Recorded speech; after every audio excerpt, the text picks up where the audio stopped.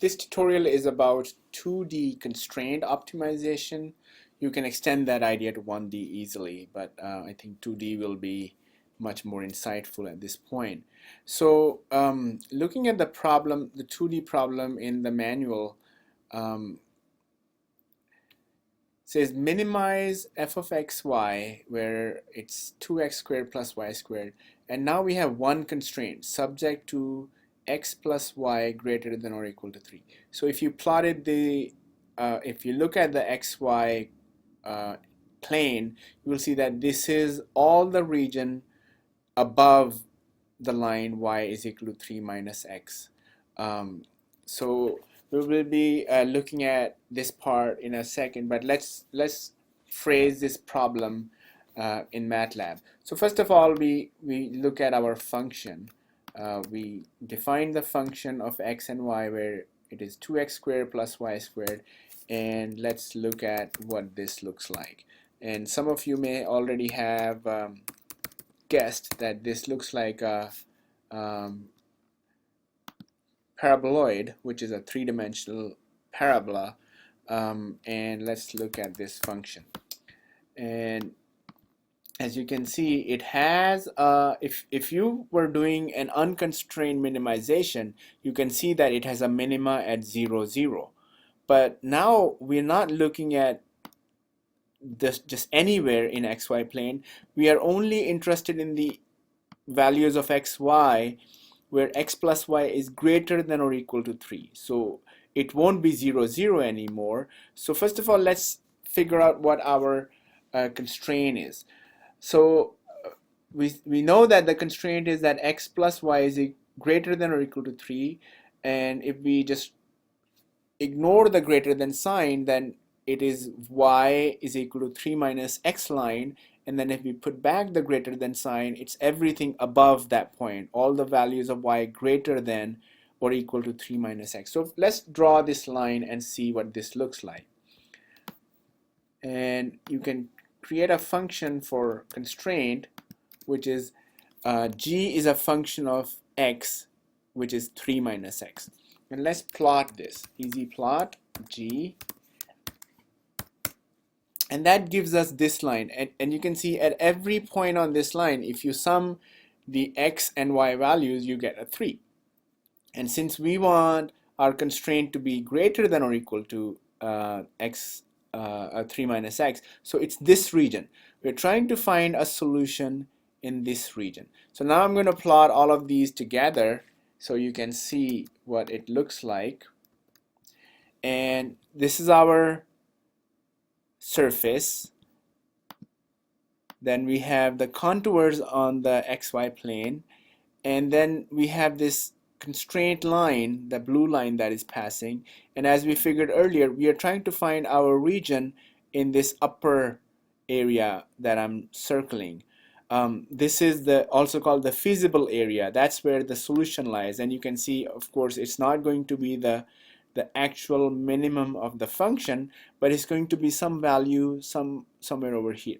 Okay, so far at least you understand what are we looking for and what a constrained optimization is in this case. So for this case, we use a function called fmincon. So this means minimize f with some constraints. And let's look at its help.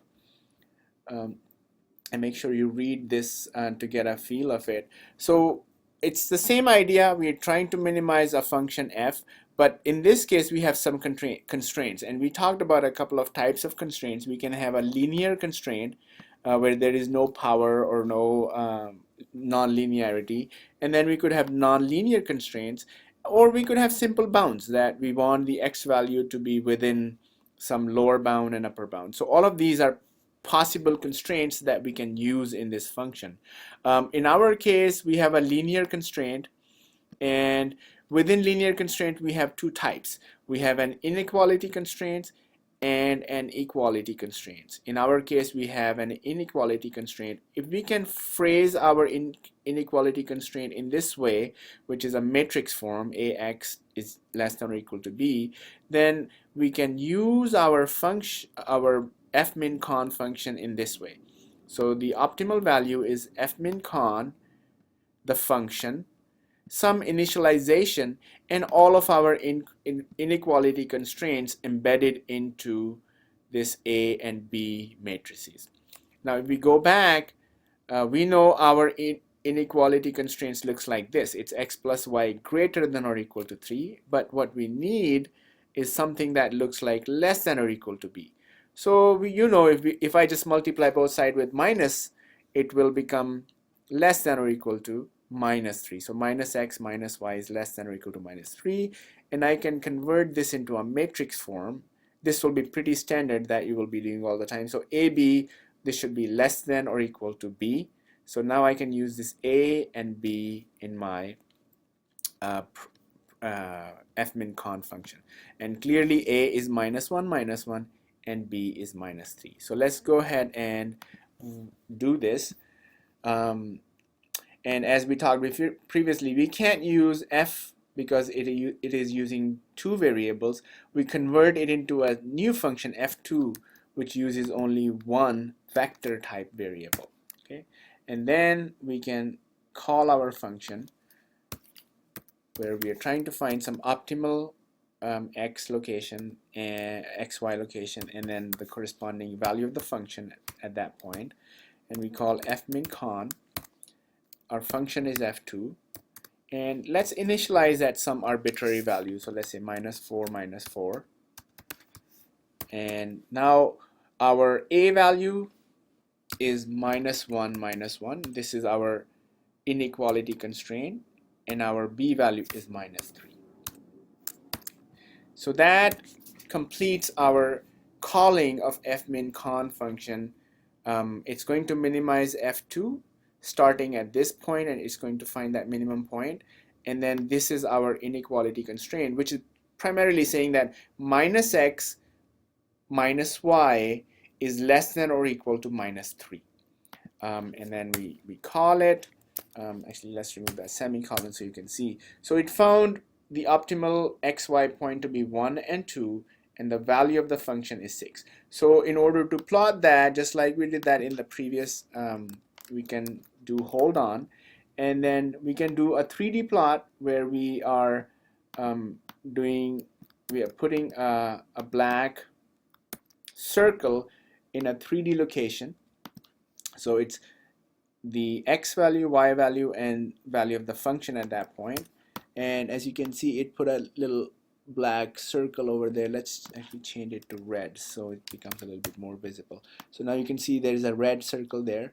We can also plot it on the xy plane, which will be plot, and then we just give it the x coordinate and the y coordinate, and we can put this as a red circle as well. And you can see it, the corresponding point projected onto the xy plane lies exactly on the line. So now what happened here, it found the minimum value of this function in this feasible region, which was defined by the constraint. And we started from, I believe we started from -4, which is on the other side, but it was able to get to the correct point through the minimization process. So I hope this gives you an idea of how to perform constrained optimization. This concludes the tutorial.